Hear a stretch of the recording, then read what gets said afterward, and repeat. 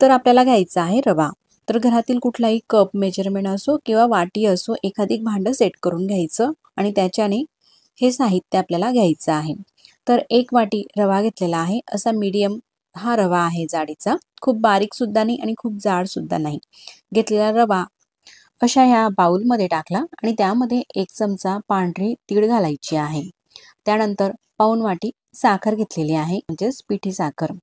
साखर घालायची नसेल तर तुम्ही गुळाची पावडर सुद्धा वापरू शकतात आणि गोड करायची असेल खूप गोड ही रेसिपी तर 1 वाटी सुद्धा तुम्ही साखर यामध्ये टाकू शकतात. पण 1 वाटीला कमी घेतली तर चवीला अगदी परफेक्ट छान लागतं. तर पाऊण वाटी साखर, तीळ आणि रवा सगळं हे मिक्स करून घेतलं. आता गॅसवरती कढई ठेवलेली आहे. ज्या वाटीने रवा घेतलेला आहे त्याच वाटीने 1 वाटी दूध घेतलेला आहे. दूध किंवा तुम्ही पाणी सुद्धा घेऊ शकता. चवीसाठी थोडीशी वेलचीची पूड घालायची आहे आणि दुधाला उकळी येऊ द्यायची आहे. वेलची पावडर दुधाला उकळी येण्याच्या आधीच टाका, म्हणजे वेलचीची चव दुधामध्ये छान उतरते. दुधाला उकळी आलेली आहे आणि उकळी आल्यानंतर लगेचच त्यामध्ये हा रवा घालायचा आहे. असं थोडा थोडा करून मिक्स करायचा आहे चमचाने, म्हणजे यामध्ये गाठी वगैरे होत नाही. पहा, सगळं हे रव्याचं मिश्रण टाकलं आणि मिक्स करून घेतलेलं आहे. गॅसची फ्लेम आता कमी ठेवलेली आहे आणि कमी असतानाच रवा दुधामध्ये मिक्स करून घ्यायचा आहे. पहा, असा हा मिक्स केल्यानंतर लगेचच दूध हे शोषलं जाते. आता या ठिकाणी अर्धी वाटी ओल्या नारळाचा खीस घालायचा आहे. नारळ फोडून त्याचा जो पाठीचा भाग असतो तो काढून घेतलेला आहे काळा आणि त्यानंतर मिक्सरमध्ये हा नारळ बारीक करायचा आहे आणि असा अर्धी वाटी हा ओल्या नारळाचा खीस यामध्ये मिक्स करायचा आहे. अर्धी वाटी किंवा 1 वाटी सुद्धा तुम्ही खीस वापरू शकतात ओल्या नारळाचा. तर नारळ फोडून त्याचा खीस करेपर्यंत जर का तुमच्याकडे वेळ नसेल तर तुम्ही डेसिकेटेड कोकोनट सुद्धा वापरू शकतात, म्हणजे रेडीमेड खोबऱ्याचा खीस. आता या ठिकाणी थोडंसं मीठ घालायचं आहे. गोडाचा पदार्थ आहे त्यामध्ये थोडंसं मीठ घातलं तर हा पदार्थ चवीला आणखीनच छान लागतो. मीठ मी सुरुवातीला घातलेलं नाही, कारण आपण या रेसिपीमध्ये दुधाचा वापर केलेला आहे. सुरुवातीला जर का दुधामध्ये मीठ घातलं असतं तर दूध हे फाटलं असतं, म्हणूनच मी नंतर मिठाचा वापर केलेला आहे. जर का तुम्ही पाणी वापरत असाल ही रेसिपी करण्यासाठी तर जेव्हा आपण रव्यामध्ये तीळ मिक्स केलेली होती त्यावेळेस सुद्धा थोडंसं मीठ वापरू शकता. आता पहा, सगळं हे मिक्स करून घेतलेलं आहे. गॅस अगदी कमी ठेवायचा आहे आपल्याला आणि कमी गॅसवरतीच मिक्स करून घेतलेलं आहे. फक्त 1 मिनिटामध्येच असं हे घट्टसर मिश्रण होतं. आता सगळं चमचाला चिटकलेलं मिश्रण काढायचं आहे आणि यावरती झाकण ठेवून घेऊ. गॅस अगदी मंद करायचा आहे. मंद गॅसवरती काही सेकंदसाठी फक्त आपल्याला झाकण ठेवायचं आहे आणि त्यानंतर गॅस बंद करायचा आहे आणि बंद गॅसवरती साधारण 1 मिनिटापर्यंत राहू देऊ असं झाकून, म्हणजे वाफेमध्ये छान असं हे शिजलं जातं. पहा, रवा शिजलेला आहे आणि मिश्रण सुद्धा छान घट्टसर झालेलं आहे. तुम्ही अगदी पाण्याचं किंवा दुधाचं प्रमाण योग्य घ्या, म्हणजे असंच घट्टसर हे मिश्रण होतं. आता या ठिकाणी पहा, मिश्रण असं झालेलं आहे. खूप हा रवा शिजलेला सुद्धा नाही, पण अशा पांढऱ्या कण्या त्यामध्ये दिसत आहे. तर आपण जी रेसिपी करत आहोत ना, त्या रेसिपीसाठी अशा प्रकारेच रवा आपल्याला हा शिजलेला असायला हवा. साखर जर का आपण नंतर घातली असती तर याचा पूर्ण शिरा झाला असता आणि रेसिपीला मस्त कुरकुरीत असापणा आला नसता. म्हणून साखर आधीच मिक्स करून घ्या, म्हणजे असं छान हे आपल्याला हवं तसं शिजते. आता मिश्रण हे व्यवस्थित असं झालेलं आहे. ताटामध्ये काढून घेऊ. मिश्रण हे खूप गरम आहे, त्यासाठी थोडंसं गार होऊ द्यायचं आहे. खूप गार सुद्धा नाही, तर हाताला चटका सोचवेल इतपत हे गार होऊ द्यायचं आहे. पहा, गरम आहे, पण थोडंसं हाताला चटका सहन होईल इतपत झालेलं आहे. त्यानंतर हे हाताने थोडंसं मळून घ्यायचं आहे. असं स्मूथ करून घेऊ.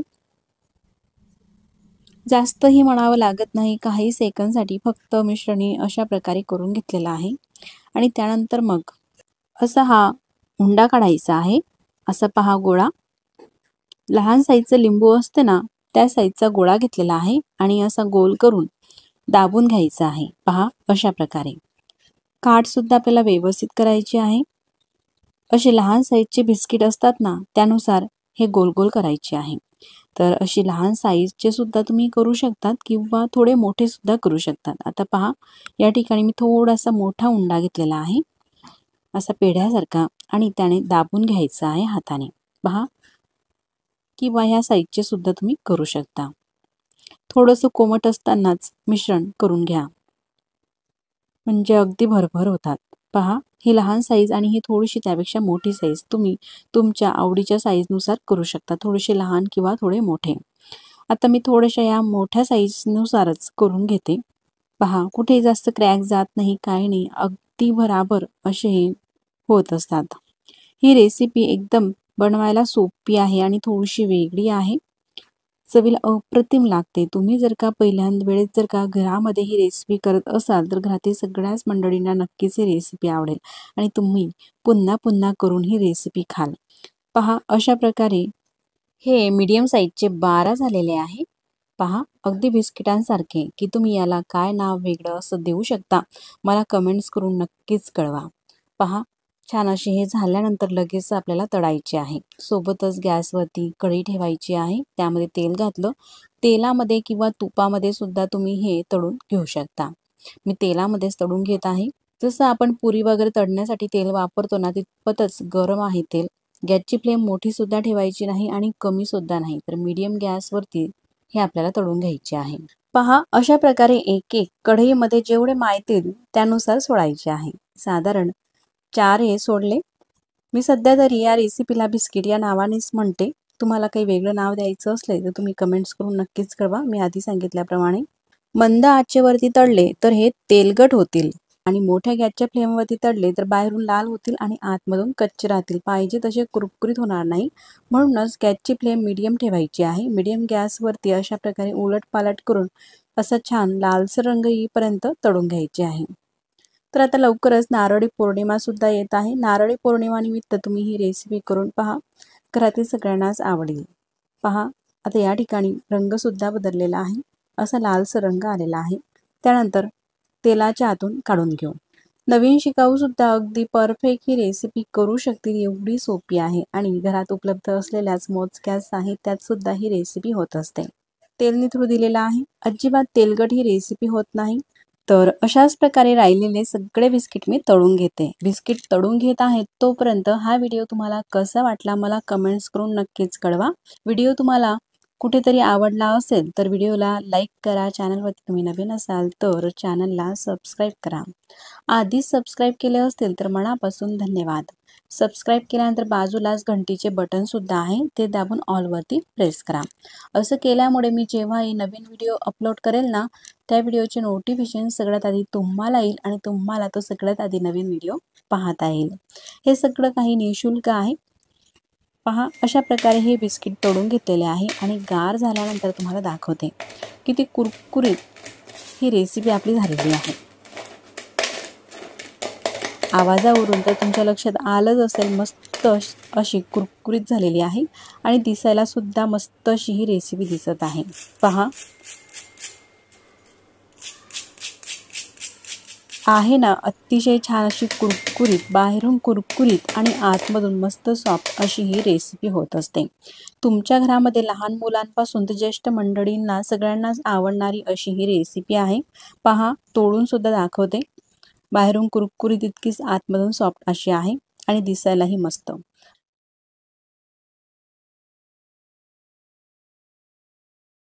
या वाटीने बारीक रवा घेतलेला आहे. जो 0 नंबरचा असतो ना, तोच आपल्याला रवा घ्यायचा आहे. तुम्ही घरातील कुठल्याही वाटीने किंवा कपाने हे प्रमाण घेऊ शकता. घेतलेला रवा एखादी पसरट भांड्यामध्ये टाकायचा आहे आणि 1 वाटी रवा घेतलेला आहे म्हणून 1 वाटी दूध घ्यायचं आहे. तुम्ही पाणी सुद्धा घेऊ शकता.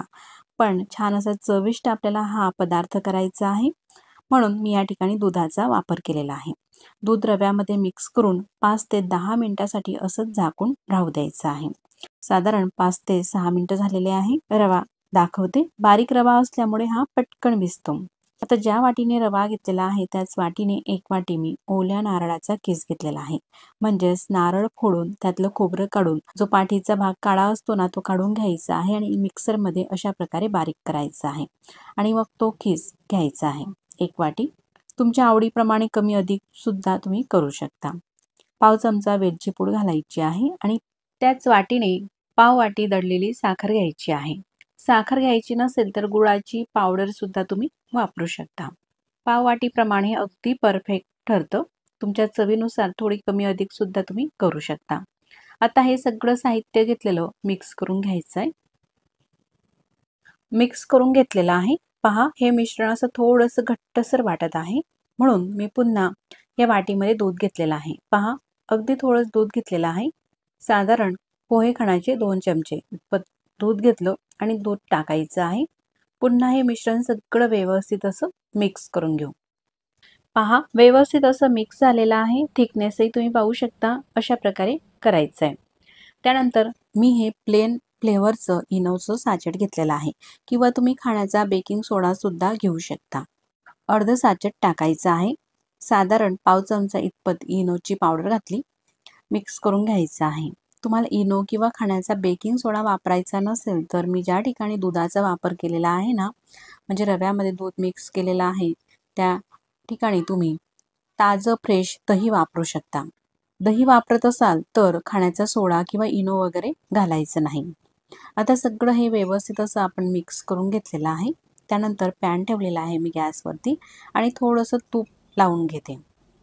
तर या ठिकाणी तुम्ही तेल, तूप किंवा बटरचा सुद्धा वापर करू शकता. मी थोडंसं तूप लावून घेतलं आणि हे मिश्रण घ्यायचं आहे. असं 1 चमचाभर मिश्रण घेतलेलं आहे. मध्यभागी टाकायचं आहे आणि थोडंसं पसरवायचं आहे. खूप पातळसर सुद्धा लेअर करायची नाही आणि जास्त सुद्धा जाड राहू द्यायचं नाही. पसरून घेतल्यानंतर झाकण ठेवायचं आहे. गॅसची फ्लेम अगदी कमी आहे. मंद गॅसवरतीच आपल्याला हे शेकू द्यायचं आहे. असं हे मिनिटभरासाठी राहू दिलेलं आहे, म्हणजेच काही सेकंद. आणि आता झाकण काढून दाखवते. वरची बाजू अशी कोरडी झालेली आहे, पाहू शकता या ठिकाणी. त्यानंतरच मग पलटून घ्यायचं आहे. पहा, अशी छान जाडी आलेली आहे आणि खालची बाजू सुद्धा व्यवस्थित अशी शेकली गेलेली आहे. पुन्हा झाकण ठेवते. काही सेकंदसाठी झाकण ठेवायचं आहे आणि गॅस मात्र अगदी मंदच राहू द्यायचा आहे. काही सेकंद तसंच झाकण राहू दिलं. त्यानंतर पुन्हा झाकण काढून घेते. पहा, पलटून घेऊ. दोघं साईडला मस्त असं छान शेकून झालेलं आहे. अशा प्रकारे आपण उलट पालट करून शेकू शकतो. पहा, या धावण्याला जाळी पण छान आलेली आहे आणि मस्त लुसलुशीत असं हे धावण झालेलं आहे आपलं पहिलं. पहा, मी तुम्हाला जवळून सुद्धा दाखवते. छान अशी जाडी आलेली आहे. आणखी मी अशाच प्रकारे एक धावण तुम्हाला पुन्हा करून दाखवते. पुन्हा अगदी थोडंसं तूप टाकायचं आहे. पहा, अगदी थोडंच टाकायचं आहे. पाव चमचा तूप टाकलं. पसरून घेऊ पॅनमध्ये. मिश्रण घ्यायचं आहे आणि टाकायचं आहे. तर आता हे थोडंसं मी मोठं करते.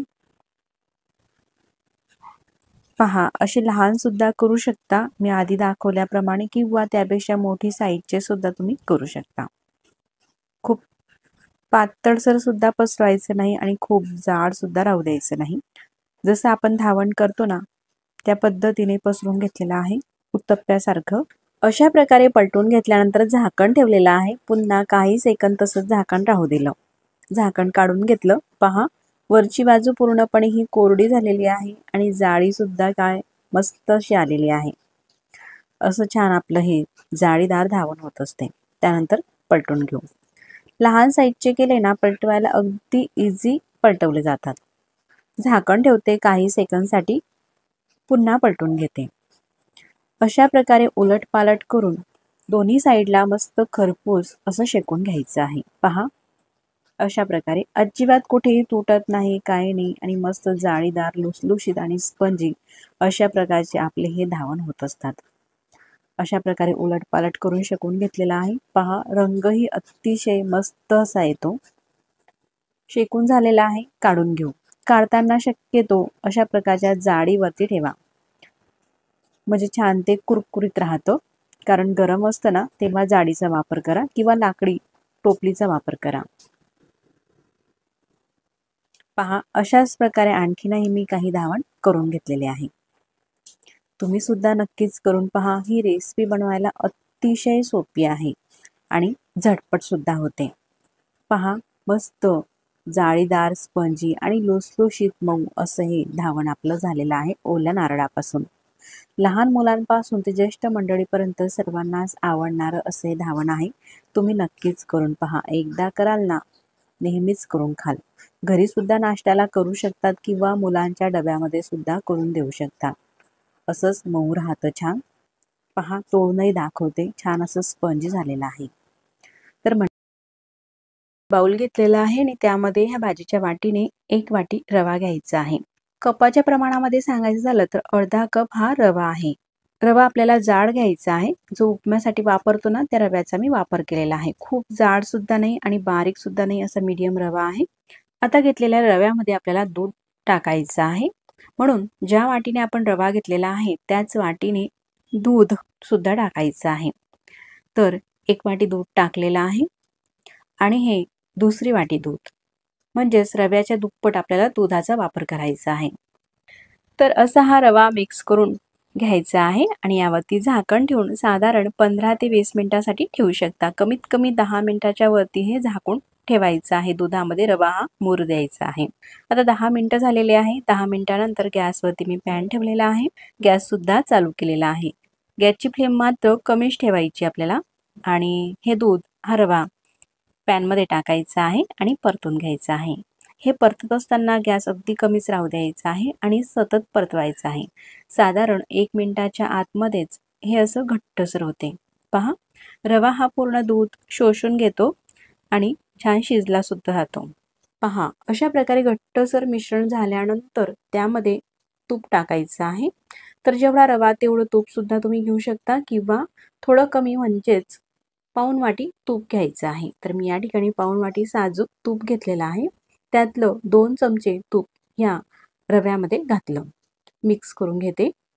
ही प्रोसेस करत असताना तुम्ही घेतलेली कढई कुठलीही असो, पण गॅसची फ्लेम अगदी आपल्याला कमीच ठेवायची आहे आणि कमी गॅसवरतीच हे मिश्रण अशा प्रकारे परतून घ्यायचं आहे. छान स्मूथपणा आलेला आहे आणि मस्त असं घट्टसर सुद्धा हे मिश्रण झालेलं आहे. त्यानंतर गॅस बंद करते आणि हे मिश्रण एखादी बाउलमध्ये काढायचं आहे. आता ज्या वाटीने आपण रवा घेतलेला आहे त्याच वाटीने साखर घ्यायची आहे.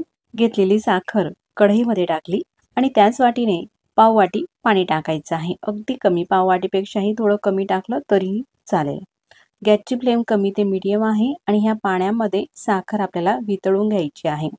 साखर वितळत असतानाच त्यामध्ये 2 चमचे तूप टाकायचं आहे आणि मग अशा प्रकारे ही साखर वितळायची आहे.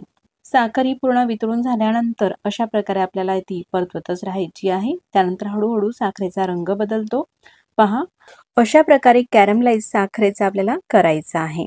खूप जास्त डार्क सुद्धा करायचा नाही.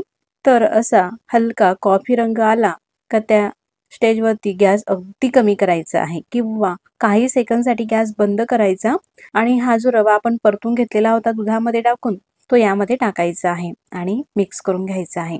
खूप जास्त काटपट कराल तर ह्या रेसिपीची चव कळवट येईल, पण जास्तही डार्क रंगावरती करू नका. पहा, संपूर्ण हे अशा प्रकारे मिक्स करायचं आहे. त्यानंतर मी गॅस चालू केला आणि गॅसची फ्लेम अगदी कमी आहे. कमी गॅसवरती साधारण असा घट्टसर होईपर्यंत, म्हणजे जवळपास 1 मिनिट लागत असतो. पहा, अजिबात पॅनला हे चिटकत नाही. त्यानंतर बाउलमध्ये काढून घ्यायचं आहे. आता उरलेलं सगळं तूप कढईमध्ये घालायचं आहे. तूप हलकं वितळू द्यायचं आहे आणि त्यामध्ये या ठिकाणी मी काही ड्रायफ्रूट घेतलेले आहे. तर या ठिकाणी मी थोडेसे बदाम, काजू आणि चारोळी घेतलेली आहे. हलकी अशी ब्राऊन होईपर्यंत हे ड्रायफ्रूट परतून घेतलेले आहे. आता त्यामध्ये हे मिश्रण टाकायचं आहे आणि मिक्स करून घेऊ. गॅस चालू करायचा आहे. मिक्स करत असतानाच त्यामध्ये पाव चमचा वेलची पूड टाकायची आहे आणि व्यवस्थित पूर्णपणे हे मिक्स करायचं आहे. तर ही पंजाब साईडची अगदी प्रसिद्ध स्वीट डिश आहे. चवीला अप्रतिम लागते आणि बनवायला सुद्धा सोपी डिश आहे. तुम्ही नवीन शिकाऊ जरी असाल ना तरी सुद्धा अगदी परफेक्ट ही रेसिपी करू शकाल. चवीला खरंच खूप माव्यासारखी लागते. फक्त जास्त डार्क रंगावरती कॅरमलाइज ही साखर आपल्याला करायची नाही. तुम्ही जर का एक वेळेस ही रेसिपी करून खाल ना, शिरा बनवणे तर विसरूनच जाल. बनवायला सोपी आणि अतिशय चविष्ट अशी अगदी झटपट आपली ही रेसिपी तयार झालेली आहे. जेव्हा केव्हा तुम्हाला गोड खावंसं वाटलं किंवा सणासुदीच्या दिवसांमध्ये ही रेसिपी एक तुम्ही नक्कीच ट्राय करून पहा आणि ही रेसिपी तुम्हाला कशी वाटली मला कमेंट्स करून नक्कीच कळवा. व्हिडिओ आवडल्यास तर व्हिडिओला लाईक, शेअर आणि सबस्क्राईब करायला विसरू नका. आणि कढईमध्ये मेजरमेंट कपने घ्या, प्रमाण तुम्ही किंवा वाटीने घ्या. तर मी वाटीचं प्रमाण तुम्हाला दाखवत आहे. 2 वाटी साखर कढईमध्ये टाकली आणि 3 वाटी पाणी यामध्ये टाकायचं आहे. 1 वाटी, हे दुसरी वाटी पाणी आणि हे तिसरी वाटी पाणी. 2 वाटी साखरसाठी 3 वाटी पाणी टाकलं. त्यामध्ये थोडीशी हिरवी वेलची टाकायची आहे. चवीसाठी थोडी केसर टाकले आणि आता ही कढई गॅसवरती ठेवून साखर आपल्याला ही वितळून घ्यायची आहे. म्हणजे साखरेचा पाक करायचा आहे.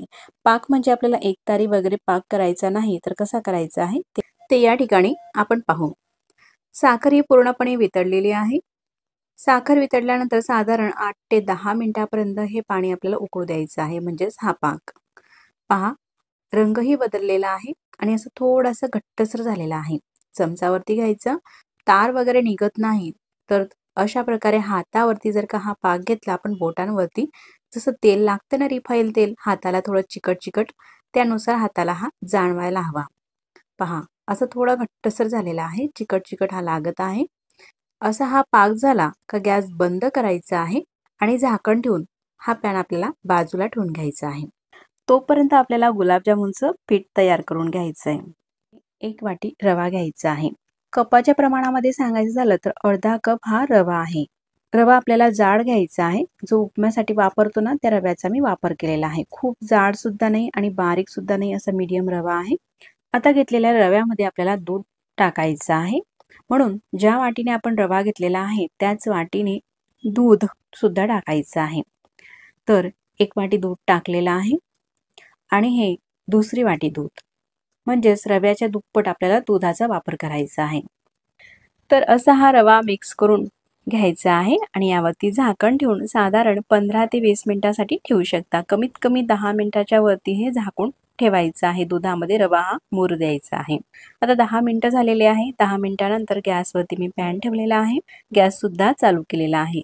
गॅसची फ्लेम मात्र कमीच ठेवायची आपल्याला आणि हे दूध, हा रवा पॅनमध्ये टाकायचा आहे आणि परतून घ्यायचा आहे. हे परतत असताना गॅस अगदी कमीच राहू द्यायचा आहे आणि सतत परतवायचं आहे. साधारण 1 मिनिटाच्या आतमध्येच हे असं घट्टसर होते. पहा, रवा हा पूर्ण दूध शोषून घेतो आणि छान शिजला सुद्धा जातो. पहा, पण गॅसची फ्लेम अगदी आपल्याला कमीच ठेवायची आहे आणि कमी गॅसवरतीच हे मिश्रण अशा प्रकारे परतून घ्यायचं आहे. छान स्मूथपणा आलेला आहे आणि मस्त असं घट्टसर सुद्धा हे मिश्रण झालेलं आहे. त्यानंतर गॅस बंद करते आणि हे मिश्रण एखादी बाउलमध्ये काढायचं आहे. आता हे मिश्रण थोडंसं गरम असतानाच हाताने मळायचं आहे. अगदी स्मूथ झालेलं आहे, त्यामुळे जास्तही मळायची गरज नाही. पहा, असं थोडंसं मिक्स करून घेतलं, हाताने व्यवस्थित केलेलं आहे. आता या मिश्रणाचे आपल्याला गुलाबजामुन करायचे आहे. त्याआधी हाताला अगदी थोडंसं तूप लावून घ्यायचं आहे. फक्त सुरुवातीलाच तूप लावायची गरज भासते, नंतर तूप लावायचं नाही. ज्या साईजचे तुम्हाला गुलाबजामुन हवे, थोडेसे लहान, मीडियम किंवा मोठे, त्यानुसार हे गुलाबजामुन करायचे आहे. पहा, असा हा मीडियम साईजचा गुलाबजामुन केलेला आहे. यामध्ये आपण बेकिंग पावडर, बेकिंग सोडा किंवा मिल्क पावडर काही टाकलेले नाही. अशा प्रकारे मीडियम साईजचे गुलाबजामुन मी करून घेते. आणखी तुम्हाला करून दाखवते. असं हे मिश्रण घ्यायचं आहे आणि हातावरती गोल करायचं आहे. पहा, कुठेही क्रॅक जात नाही किंवा फाटत नाही, तळा जात नाही. अगदी स्मूथ पेढ्यासारखे असे हे गुलाबजामुन वळले जातात. मात्र हे गरम असतानाच वळून घ्यायचे आहे, म्हणजे थोडंसं कोमट असतानाच. हाताला चटका सहन होईल एवढं गरम हे मिश्रण आहे. तसं असतानाच वळून घ्यायचे आहे. पहा, अशाच प्रकारे सगळ्या मिश्रणाचे हे गुलाबजामुन मी करून घेतलेले आहे. तर काही मोठे केलेले आहे, तर काही मीडियम साईजचे केलेले आहे, यानुसार. आता हे गुलाबजामुन आपल्याला तळायचे आहे. म्हणून मी असा हा पॅन ठेवला गॅसवरती. त्यामध्ये तेल सुद्धा गरम करायला ठेवलेलं आहे. आता तेल खूप कडकडीत आपल्याला गरम करायचं नाही गुलाबजामुन तळण्यासाठी. तर पहा, गुलाबजामुन मी तुम्हाला टाकून दाखवत आहे. अगदी हलके असे बुडबुडे हे निघत आहे आणि गॅसची फ्लेम सुद्धा कमी ठेवायची आहे. कमी ते मीडियम गॅसवरतीच हे गुलाबजामुन आपल्याला तळायचे आहे आणि तेल सुद्धा कमी तापलेलं असावं. जास्त तापलेल्या तेलामध्ये जर का गुलाबजामुन टाकले तर बाहेरून पटकन लाल होतात आणि आतमध्ये कच्चे राहण्याची शक्यता असते. म्हणून असे तळून घ्यायचे आपल्याला. थोड्या वेळाने अगदी अलगद हाताने झाऱ्याने हे पलटून घेते. असे ढवळत राहायचं आहे, म्हणजे सर्व बाजूंनी गुलाबजामुनला एकसारखा असा रंग येईल. शक्यतो नॉनस्टिकच्या पॅन असेल तर नॉनस्टिकच्या पॅनमध्ये हे गुलाबजामुन तळा. म्हणजे ते तळाला चिटकणार नाही. जर का स्टील किंवा इतर धातूच्या आपण कढई घेतल्या खोलगट अशा वगैरे गुलाबजामुन तळण्यासाठी, तर बुडाशी ते चिटकतात. पहा अशा प्रकारे ढवळून गुलाबजामुनला छान असा सोनेरी रंग येईपर्यंत आपल्याला हे तळून घ्यायचे आहे. गॅस अजिबात मोठा करायचा नाही, कमी ते मीडियम आहे. कमी ते मीडियम गॅसवरतीच मस्त असा रंग येईपर्यंत आणि सतत ढवळत हे गुलाबजामुन मी तळून घेत आहे. पहा कुठेही फुटलेला नाही गुलाबजामुन किंवा क्रॅक पडलेला नाही. मस्त असे गोल गरगरीत हे गुलाबजामुन तळले जात आहे. असा डार्क रंग आलेला आहे गुलाबजामुनला. त्यानंतर झाऱ्यामध्ये काढून घेते. पूर्ण तेल हे निथळून घ्यायचं आहे. पहा अजिबात तेलकट सुद्धा हे गुलाबजामुन होत नाहीत. प्लेटमध्ये काढले. पुन्हा राहिलेले गुलाबजामुन सुद्धा आपल्याला तशाच प्रकारे तळायचे आहे.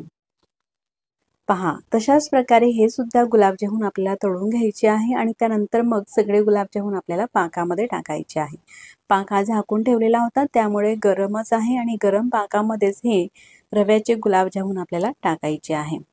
पहा ह्या प्रकारे अशाच प्रकारे सगळे गुलाबजामुन हे पाकामध्ये टाकले आणि मिक्स करून साधारण 15 ते 20 मिनिटं किंवा त्यापेक्षा जास्त वेळासाठी किंवा रात्रभर असेच हे पाकामध्ये गुलाबजामुन आपल्याला मुरत ठेवायचे आहे. पहा जर का अचानक पाहुणे मंडळी आले त्यांच्यासाठी सुद्धा आपण ही रेसिपी अगदी झटपट करू शकतात. साधारण 15 मिनिटानंतर मी तुम्हाला दाखवते गुलाबजामुन मस्त असा हा मुरलेला आहे. पहा वाटत आहे का लगेचच आपण अगदी झटपट ही गुलाबजामुनची रेसिपी केलेली आहे. रव्यापासून हे गुलाबजामुन तयार झालेले आहे. कुठेही फाटलेला नाही किंवा क्रॅक सुद्धा नाही. मस्त असे रसरशीत हे गुलाबजामुन तयार झालेले आहे. जेवढे दिसायला छान दिसतात ना हे गुलाबजामुन तेवढे चवीला सुद्धा मस्त लागतात. तुम्ही नक्कीच करून पहा. गार्निशिंगसाठी यावरती थोडेसे पिस्त्याचे काप टाकते. पहा यामध्ये सोडा किंवा बेकिंग पावडर काही न घालता मस्त असे स्पंजी हे गुलाबजामुन झालेले आहे. किती मस्त दिसत आहे. मस्त रसरशीत हे गुलाबजामुन होतात. तुम्ही जर का रात्रभर ठेवले तर आणखीनच छान होतात हे गुलाबजामुन. 15 ते 20 मिनिटांमध्येच पहा किती मस्त हे गुलाबजामुन झालेले आहे. मी तुम्हाला कापूनही दाखवते. आतपर्यंत मस्त दाणेदार आणि रसरशीत असे हे गुलाबजामुन होत असतात. तुम्ही नक्कीच करून पहा आणि ही रेसिपी तुम्हाला कशी वाटली मला कमेंट्स करून नक्कीच कळवा. व्हिडिओ आवडल्यास तर व्हिडिओला लाईक करा. चॅनलवरती तुम्ही नवीन असाल तर चॅनलला सबस्क्राईब करा. मग पुन्हा भेटू नवीन छानशा रेसिपीसोबत. तोपर्यंत नमस्कार आणि व्हिडिओ तुम्ही पूर्ण पाहिलात त्याबद्दल मनापासून धन्यवाद.